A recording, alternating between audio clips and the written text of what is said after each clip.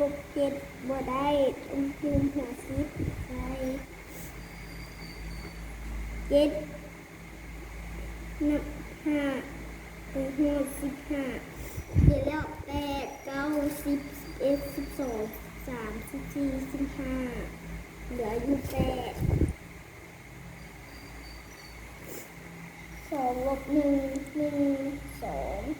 1 1เหลือ0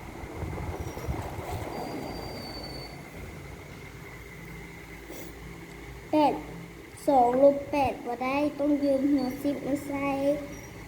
1 2โอ้ย8แล้ว9 10 11 12 13 14บ่แม่น8แล้ว9 10 11 12โอเคเหลืออยู่1 2 3 4เหลืออยู่4เขียน4ลบ1 1 2 3 4 1 เหลือ2เขียน